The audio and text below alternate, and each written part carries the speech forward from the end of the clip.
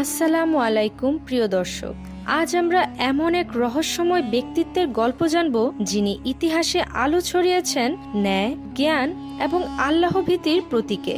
তিনি হলেন জুলকারনাইন আলাইহি ওয়াসাল্লাম। কোরআনে তার নাম এসেছে সূরা কাহফে, যেখানে আল্লাহ বলেন, তারা তোমাকে জিজ্ঞেস করে জুলকারনাইনের কথা, বলো আমি তোমাদের তার কিছু ঘটনা বর্ণনা করব। সূরা কাহফ আয়াত ৮৩। জুলকারনাইন ছিলেন এমন এক শাসক যিনি পৃথিবীর ৩ প্রান্ত পর্যন্ত ভ্রমণ করেছিলেন, পশ্চিম, পূর্ব এবং ২ পর্বতের মধ্যবর্তী স্থানে। প্রথম যাত্রায় তিনি পৌঁছান পশ্চিম প্রান্তে, যেখানে সূর্য যেন এক কাদাপূর্ণ সাগরে অস্ত যায় বলে মনে হয়েছিল। সেখানে তিনি এমন এক জাতির সঙ্গে সাক্ষাৎ করেন যাদের প্রতি তিনি ন্যায় বিচার প্রতিষ্ঠা করেন। যারা সৎ কাজ করত তাদের তিনি পুরস্কৃত করতেন, আর যারা অন্যায় করত তাদের যথাযথ শাস্তি দিতেন। এরপর তিনি রওনা হন পূর্ব দিকে। সেখানে তিনি এমন এক জাতিকে দেখতে পান যাদের সূর্যের আলো থেকে নিজেদের আড়াল করার মতো কোনো আশ্রয় ছিল না। তারা ছিল প্রকৃতির সাথে সরাসরি সংযুক্ত এক সরল জাতি। এই দৃশ্য দেখে জুলকারনাইন উপলব্ধি করেন আল্লাহর সৃষ্টি কত বৈচিত্র্যময় আর তার শক্তি কত অসীম। এরপর তিনি আল্লাহর পথে আরো দৃঢ় হন, কৃতজ্ঞতা প্রকাশ করেন তার প্রভুর কাছে। তৃতীয় ভ্রমণে তিনি পৌঁছান ২ পর্বতের মাঝের এমন এক অঞ্চলে যেখানে একদল মানুষ বাস করত যারা প্রায় কোনো ভাষাই বুঝতো না। তারা জুলকারনাইনকে অনুরোধ করলো, হে জুলকারনাইন, ইয়াজুজ মাজুজ আমাদের ভূমিতে অরাজকতা সৃষ্টি করছে, তুমি কি তাদের বিরুদ্ধে একটি প্রাচীর নির্মাণ করবে? তখন তিনি বলেন, আমার প্রভু আমাকে যে শক্তি দিয়েছেন সেটিই যথেষ্ট, তোমরা কেবল শ্রম দিয়ে সাহায্য করো।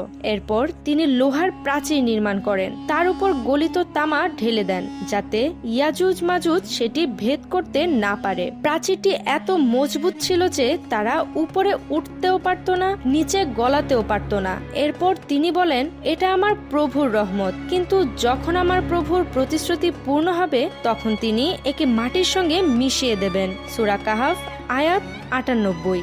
ইবনে কাসির রহমতুল্লাহি আলাইহি এবং আল বিদায়া ওয়ান নিহায়া অনুযায়ী জুলকারনাইন ছিলেন একজন ইমানদার, ন্যায়পরায়ণ ও জ্ঞানী রাজা। তিনি আল্লাহর নির্দেশে পৃথিবীর প্রান্তে প্রান্তে ন্যায় প্রতিষ্ঠা করেছিলেন। অনেক গবেষকের মতে তিনি আলেকজান্ডার দ্য গ্রেট ছিলেন না, বরং একজন মুমিন শাসক, সম্ভবত ইয়েমেন বা পারস্য অঞ্চলের রাজা।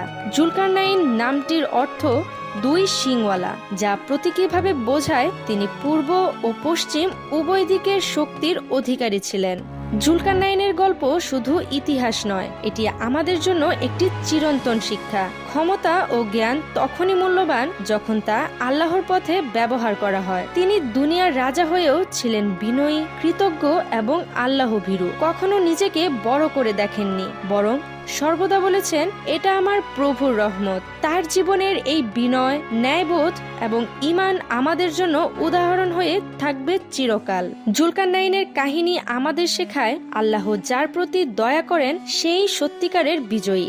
ইয়াজুজ মাজুজের প্রাচীর আজও মানবজাতির জন্য এক গভীর রহস্য, যা একদিন আল্লাহর ইচ্ছায় ধ্বংস হবে, আর সেটি হবে কিয়ামতের অন্যতম আলামত। প্রিয় দর্শক, এই কাহিনী আমাদের মনে করিয়ে দেয়, যত শক্তিশালী হই না কেন, আল্লাহর রহমত ব্যতীত কিছুই সম্ভব নয়। তাই আসুন আমরা জুলকারনাইনের মতো আল্লাহর পথে, ন্যায়ের পথে, মানবতার পথে চলার চেষ্টা করি। যদি ইসলামের ইতিহাস, রহস্য ও কোরআনের কাহিনী জানতে আগ্রহী হন, তাহলে ভিডিওটি লাইক, কমেন্ট ও শেয়ার করতে ভুলবেন না। আর সাবস্ক্রাইব করুন আমাদের চ্যানেল জ্ঞানের ক্যানভাসে, যেখানে ইতিহাসের অজানা রহস্য উঠে আসে ঈমানের আলোয়।